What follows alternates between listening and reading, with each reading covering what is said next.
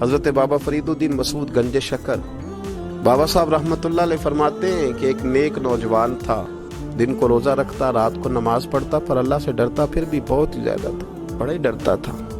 موت کا وقت آیا تو ماں ہی تھی بس اس کی، تو ماں سے کہنے لگا اماں میری ماں ہے، میرے ساتھ 3 وعدے تو کر۔ اس نے کہا پتر تو بتا، آخری ہج کی لے رہا ہے اور اس غریبنی ماں سے تو وعدہ لے رہا ہے، بتا کیا وعدہ۔ عرض کرنے لگا اماں جب میں مر جاؤں نا تو میرے گلے میں رسی ڈال کے تو مجھے گھمانا گھر کے صحن میں، اور لوگوں کو کہنا جو رب کی نافرمانی کرے اس کا یہی حال ہوتا ہے۔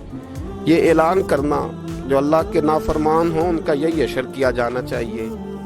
اور اماں پھر دوسرا وعدہ کر، میرا رات کو جنازہ اٹھایا جائے، میں نہیں چاہتا کہ کسی کے منہ سے یہ لفظ نکل جائے کہ وہ دیکھو اللہ کا نافرمان جا رہا ہے، رات کو میرا جنازہ اٹھانا۔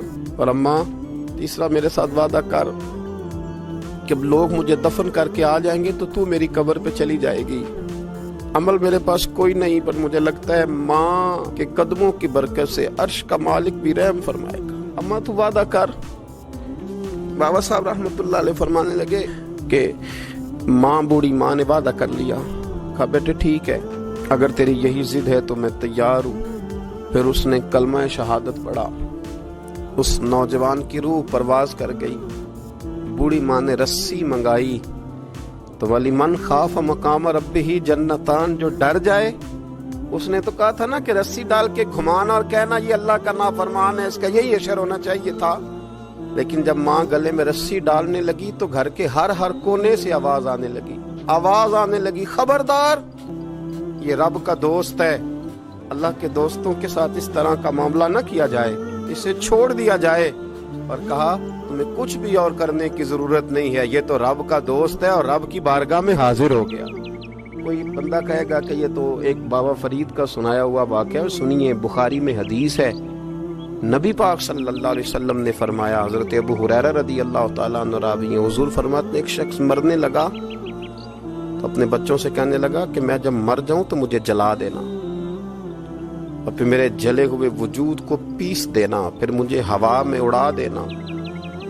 پتر مجھے اڑا دینا، مجھے بڑا ڈر لگتا ہے، اگر رب نے مجھ سے حساب پوچھا تو میں قابل نہیں ہوں، اڑا دینا مجھے ہواؤں میں، اگر اس نے مجھ سے حساب لیا تو بڑا سخت حساب لے گا۔ حضور فرماتے ہیں بخاری میں موجود ہے، اس کے بچوں نے اسی طرح کیا، اس کے مرنے کے بعد اسے جلایا، ہوا میں اڑا دیا۔ اللہ کے محبوب فرماتے ہیں رب کریم نے حکم دیا زمین کو کہ اس کے ذرات کو جمع کرو، زمین نے ذرے جمع کیے، خدا نے حکم دیا تو اس کا وجود پھر سے اسی شکل میں آیا۔ تو رب کریم نے فرمایا یہ جو تو نے وصیت کی تو کیوں کی؟ اللہ جانتا ہے کہ نہیں جانتا؟ یہ کی تو کیوں کی؟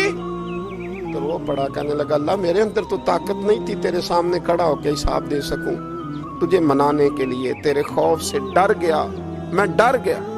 اگرچہ ہمارے بزرگوں نے لکھا ہے کہ آج یہ وصیت کرنا، اس رنگ میں یہ طرز اختیار کرنا درست نہیں، لیکن آپ غور فرمائیے کہ نبی پاک علیہ السلام فرماتے ہیں جب اس نے کہا نا اللہ تجھ سے ڈر کے یہ کیا، تو رب کریم نے فرمایا جا پھر میں نے تیری مغفرت کر دی، کیونکہ اللہ کو پتہ تھا یہ دل سے بات کر